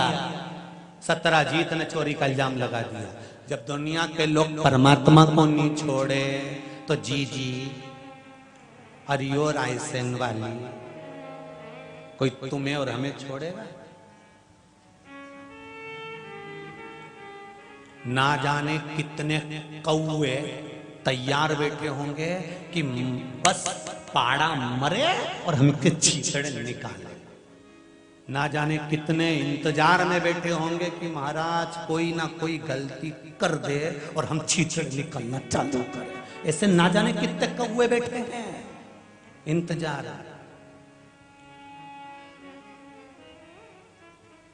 और केवल ये महाराज के लिए नहीं, मृत्यु लोक में जो जन्म लेता है, मानव का शरीर जिसको मिला है, चाहे वो भगवान राम हो चाहे वो भगवान कृष्ण हो, मृत्यु लोक में अगर जन्म लिया है तो दुनिया के लोग अब शब्द कहे बिना नहीं रहेंगे। बस अपने को क्या करना है, शिव पुराण का एक बात याद रखना है, क्या किसको रोई है, चादर तान के सोई है। आग लगे बस्ती में अपन रहे हो मस्ती में, चकाचक कोई कितनी गाली दे, तुम जोरदार श्रृंगार करके धागा से 2-4 बार और बनवाया कहेगा ही ना, इसे ज्यादा तो नहीं बोलेगा।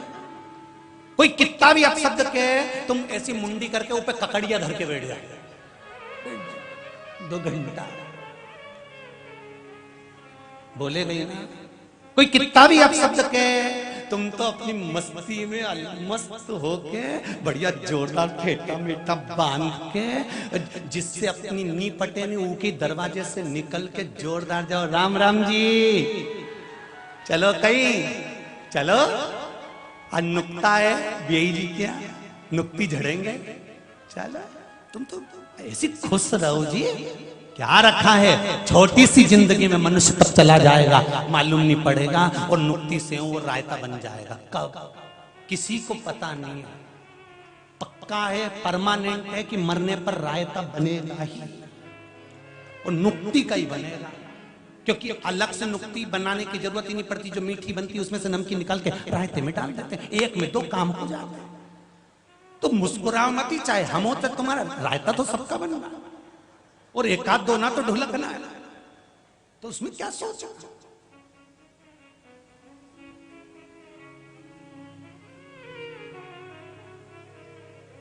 बस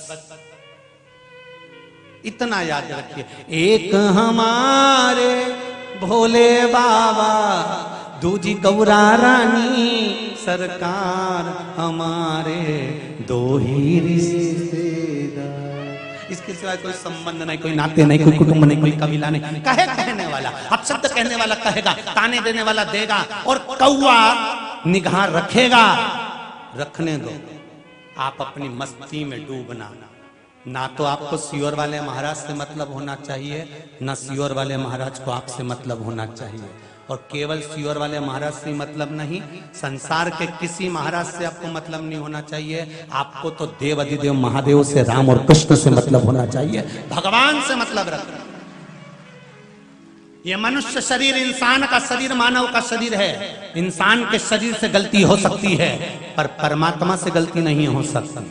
उसने अगर तुम्हारा निर्माण करा है, कुछ सोच समझ कर करा होगा, उसको भजो, महाराज को नहीं। भगवान को भजो, इंसान को नहीं।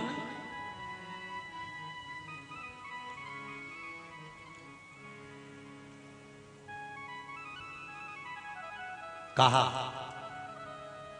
ये तुम शिवजी की जटा में कैसे पहुंच गए? भगवान शंकर की जटा में राहु से सिंही देवी पूछ रही है, उनकी धर्मपत्नी पूछ रही है, तुम पहुंचे कैसे? 2 तरह के मुंड दिखेंगे, कंकाल, ये पार्वती जी के जो स्वरूप हुए थे उनका शीश है, शिव जी ने अपने पास रखा है। दूसरा जो मूंछ वाला है, मुंड की माला नजर आती है, ये कोई दूसरा नहीं, ये राहु था। चंद्र ऊपर, राहु अंदर। चंद्र को डर लग रहा था, सिर पे पसीना आ रहा था, राहु को देखकर कांप रहा था कि भगवान शंकर ने यह क्या करा, मुझको भी शीश पर रख लिया और राहु को भी शीश पर रख लिया। तो चंद्र को पसीना आ रहा था, वो पसीना नीचे टपक रहा था। चंद्र अमृत पी चुके थे, अमृत पिए हुए चंद्र का पसीना जब राहु को मिल रहा था तो राहु के मुख से जो राल टपक रही थी उससे उसके और मुखों का निर्माण होता चला जा रहा था, जो शंकर जी के गले में मुंड बनकर रखा रहा था। शिव के गले में जो मुंड रखे हैं वो राहु के शीश है।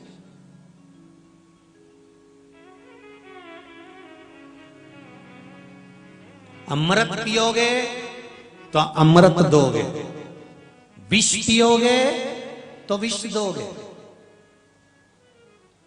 अच्छा पियोगे अच्छा ही दोगे।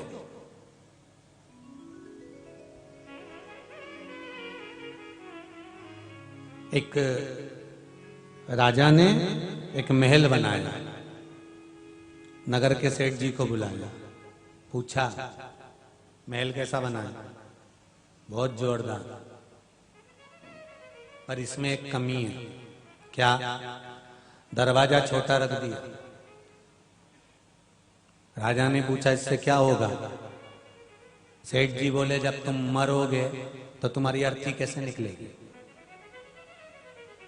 राजा को आ गया गुस्सा, उसने दूतों को बुलाया कि इसको बंद करो, हमारे नए मकान का मुहूर्त और मेरी अर्थी निकाल रहा है, बंद करो इसको। उसको बंद कर दिया। थोड़ी देर बाद उसकी पत्नी आ गई। पत्नी आकर बोली महाराज मेरा पति आया था। राजा ने कहा तुम्हारे पति को बोलने के लक्षण नहीं है क्या? क्या महल अच्छा बनाया, दरवाजा छोटा रख दिया। जब राजा तू मरेगा तो तेरी अर्थी कैसे निकलेगी? इतने में पत्नी बोली मेरे पति को तो बोलने की यही नहीं मालूम कि क्या बोलना चाहिए, उसको क्या करना, अर्थी कैसे निकलेगी? अरे राजा को काट काट के निकाल देंगे। राजा ने मन में सोचा पति तो पति, पत्नी तो और ही अम्मा है, और राजा ने दूतों को बुलाकर इसको भी बंद करवा दिया। थोड़ी देर बाद इसका बेटा आ गया। बेटा ने कहा मेरे माँ बाप आए थे। राजा बोले तेरे माँ बाप को बोलने के लक्षण नहीं। तेरे पिताजी बोले राजा दरवाजा छोटा रख दिया, जब तू मरेगा तो तेरी अर्थी कैसे निकलेगी? और तेरी माता जी कहती है कि काट काट के निकाल देंगे। इतने में लड़का बोला मेरे माँ बाप को बोलना नहीं आता साहब, क्षमा कर दो उनको। उनको क्या करना, अर्थी कैसे निकलेगी? अरे राजा को अंदर ही जला देंगे।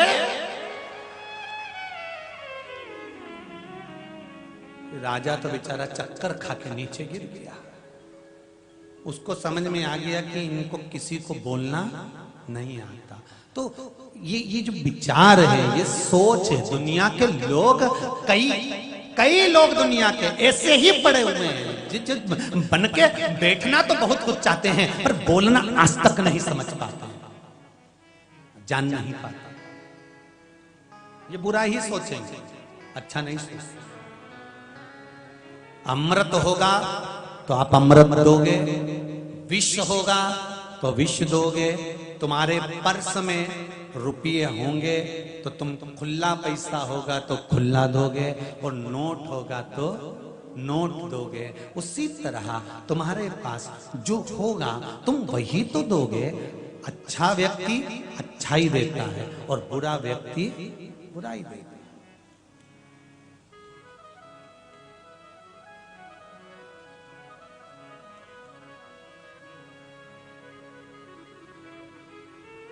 जिसके पास में अच्छा होगा वो अच्छा प्रदान करने का प्रयास करेगा।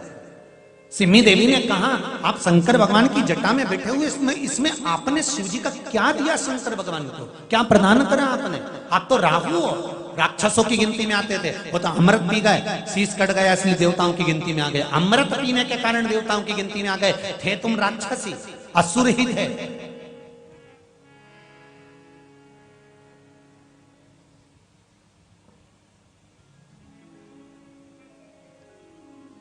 कितनी सुंदर बात कही है महाराज, सुन लो रायसेन वालों जरा अच्छे से। राक्षस थे, अमृत पी गए तो देवता बन गए।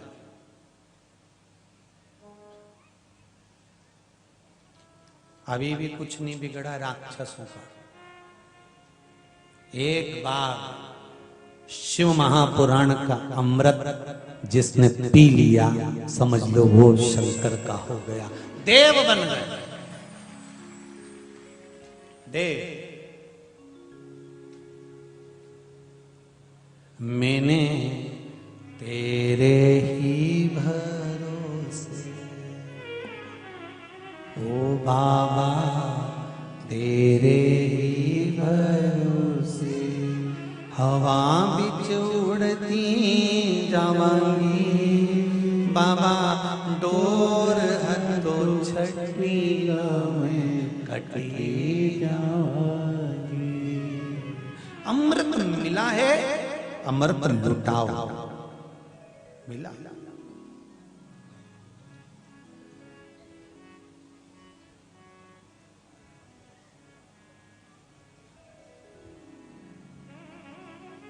मिला जो लुटाओ।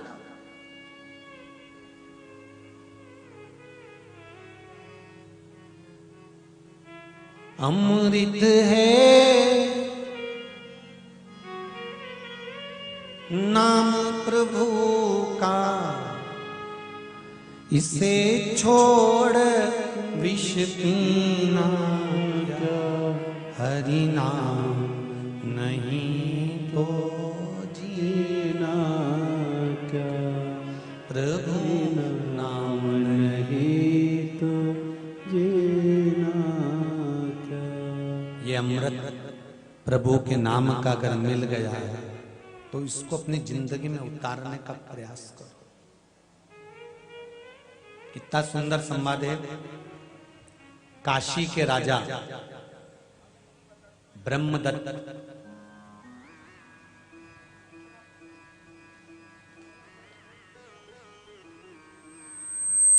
काशी के राजा ब्रह्मदत्त, जिनके घर में संतान नहीं हुई, बड़े दुखी हो गए ब्रह्मदत्त, बड़ी तकलीफ में आ गए, बड़े कष्ट हो गए।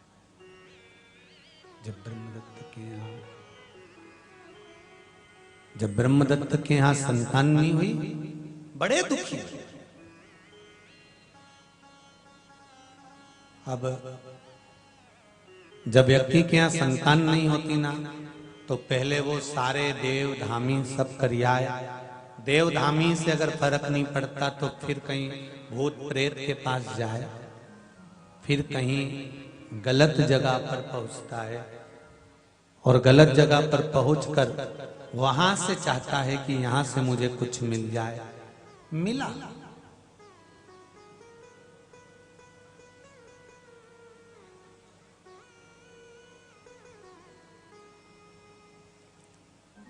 प्राप्त हुआ। और काशी के नरेश के यहां ब्रह्मदत्त के यहां एक पुत्र हुआ।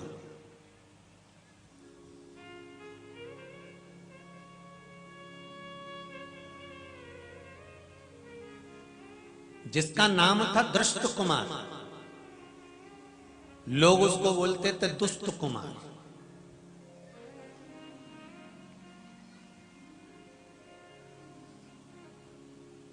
अगर भगवान की मर्जी से कोई कार्य होता है तो वो कार्य सफल होता है, और भूत और प्रेत की मर्जी से अगर कोई कार्य होता है तो वो कभी सफल नहीं होता। राजा कंस की कथा कहती है।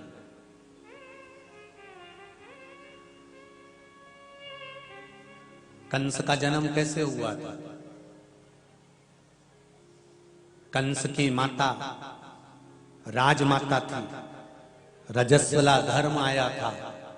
रजो धर्म के समय पर सिर धोकर वन में घूमने चली गई थी। वहीं दुमलिक नाम का एक असुर राजा का रूप रख कर आ गया था और इसके साथ रहना चालू कर दिया था।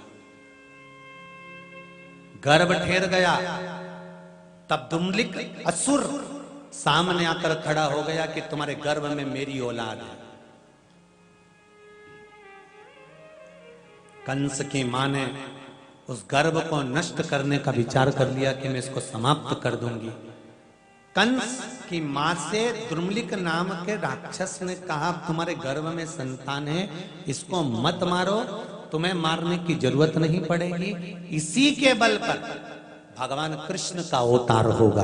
भले ये राक्षस होगा, पर इसके बल पर जब ये उपद्रव करेगा, कुछ गलत करेगा, तब तो भगवान प्रगटेंगे।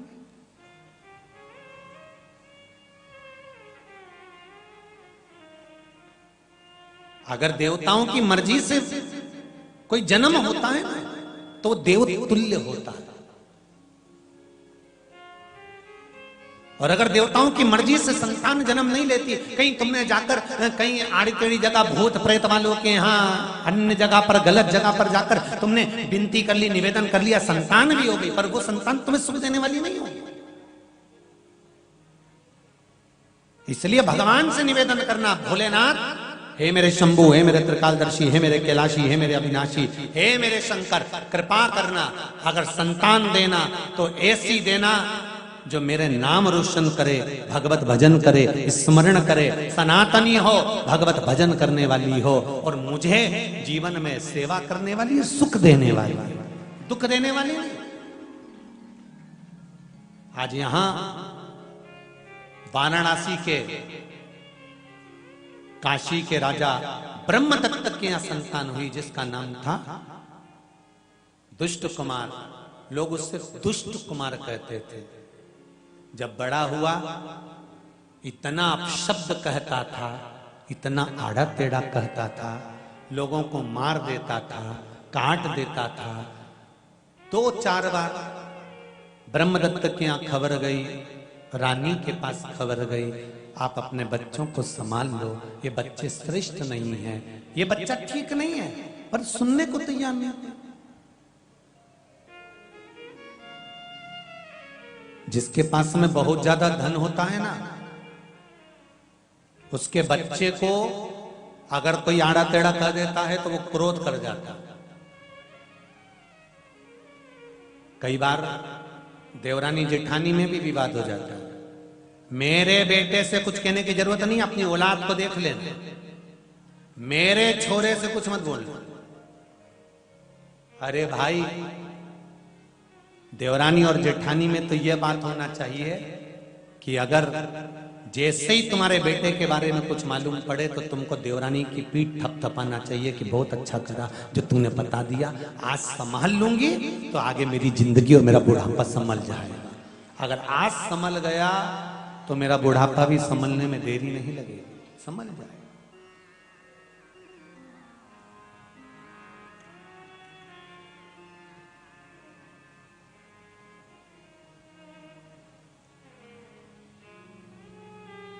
समझाओ। दुष्ट कुमार को कोई नहीं समझा सका। पिताजी गोदी में बिठाते थे, दुष्ट कुमार गोदी से उतर कर जाता था। जितने बड़े बड़े राजा बैठते थे उनके सिर पे से मुकुट उतार कर थप्पड़ मार कर रह जाता था और बाप कुछ नहीं कहता था।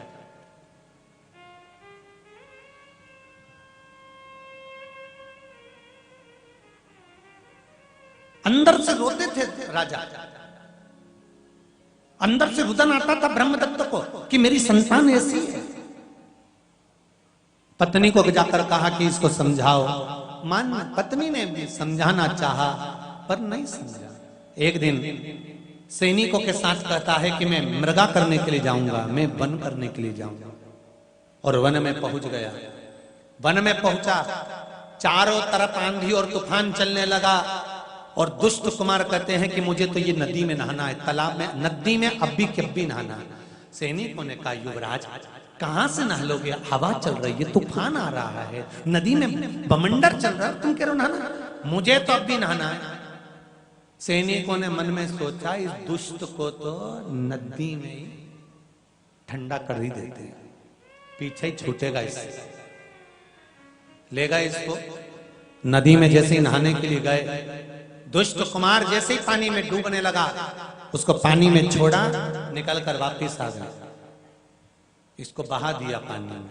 घर पर आकर सूचना दे दी कि दुष्ट कुमार स्नान कर रहे थे और पानी में बह गए, हवा चल गई, पानी आ गया, तूफान आ गया।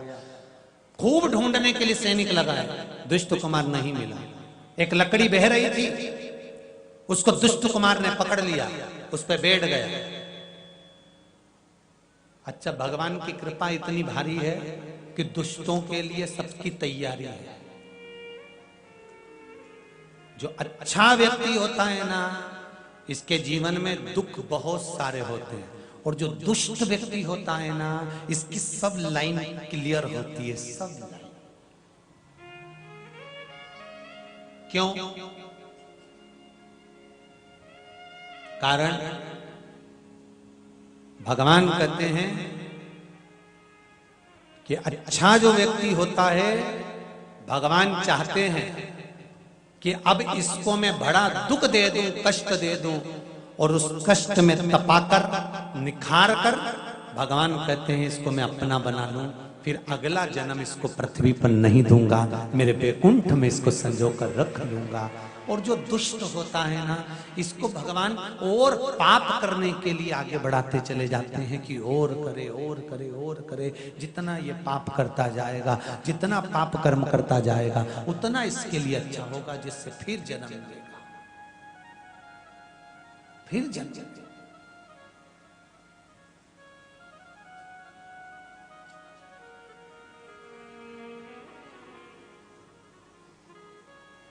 जो बहुत ज्यादा गाली बकते हैं, जिनको गाली बकने का बहुत शौक होता है, बहुत सारे होंगे ऐसे रायसेन में नमूने गाली बकने वाले। रायसेन में नहीं, हमारे तो घना, सीहोर में भी बहुत होगा, भोपाल में भी बहुत होगा, इंदौर में भी बहुत होगा, पूरी दुनिया में ढूंढो ऐसे ढेर मिलेंगे गाली बकने वाले। बात बात में गाली बकते हैं, जरा सी देर हुई नहीं तो गाली चालू, फिर कोई बात करे तो गाली चालू, मित्रों से बात करे बोलो तो गाली चालू, दोस्तों से बात कर रहा है गाली चालू, रिश्तेदारों से बात करे तो गाली चालू, कुटुंबियों से बात करे तो गाली चालू। इतनी गाली दे, इनको ये नहीं मालूम कि गाली बकने के बाद हर्ष क्या होगा। शिव महापुराण की कथा कहती है, गरुड़ पुराण को उठा कर देखिए, गरुड़ पुराण में संवाद मिलता है कि जब गाली देने वाला व्यक्ति जब मरता है, प्राण छूटते हैं, तो उसको बेर का पेड़ बना दिया जाता है। काय का पेड़ बनाया जाता है? बेर का वृक्ष, जिसमें कांटे होते हैं, और दुनिया के लोग उस पर पत्थर मारते हैं, उसको नोचते हैं, तोड़ते हैं, ऐसा वृक्ष बना दिया जाता है। और जिसके लिए इसमें गाली बकी होती है, जिसको अब शब्द बोला होता है, वो ही निकलता दे धड़ से झड़ा और झड़ा और झड़ा। पहले तुमने झड़ाया, अब ये झड़ा ले झड़ा। तो मेरी जीजियों से निवेदन है और मेरे भाइयों से भी निवेदन है, भागवत में भी लिखा हुआ है, शिशुपाल ने गालियों पर गालियां दी थी और भगवान ने सुदर्शन उठाकर शीश काट दिया था, क्योंकि भगवान चाहते थे अगर ये ज्यादा बक देगा तो बाद में बेर का पेड़ बन जाएगा। लोग कहेंगे भगवान कृष्ण की बुआ का छोरा बेर का पेड़ बन गया, नाम तो मेरा खराब होगा, इसलिए इसको अभी निपटा दूंगा, गाली इसको बकने दो, निपटा दी। तो निवेदन है, अगर कोई गाली बके ना तो उसको तुम बिल्कुल स्पष्ट अक्षर में कह दो, तुझे बेर का पेड़ बनना है क्या? तो वो पूछे बेर का पेड़ का मतलब क्या है, तो तुम उसको शिव पुराण की आज 5वें दिन की रायसेन की त्रिकुंड शिव महापुराण की कथा सुना देना कि देख भैया, गरुड़ पुराण में लिखा है गाली देने वाला बेर का पेड़ बन जाता है, लोग उसको पत्थर से खूब झूड़ते हैं, जिसको बकी है वो झूड़ेंगे तेरे को, तो तू अभी गाली बकना बंद कर ले, बिल्कुल हफ्ते में 4-5 बक ले, मना नहीं, पर ज्यादा मत बकना। एक डायरी रख ले जेब में और जिसको बके उसका नाम भी लिख लेना कि मैंने इसको बकी है। क्यों? जब तू बेर का पेड़ बनेगा तो यही तुझे पत्थर मारेगा, राम किशन यही पत्थर मारेगा, ये के बकी ना तूने, यही मिलेगा तेरे को, यही झूड़ेगा तेरे को।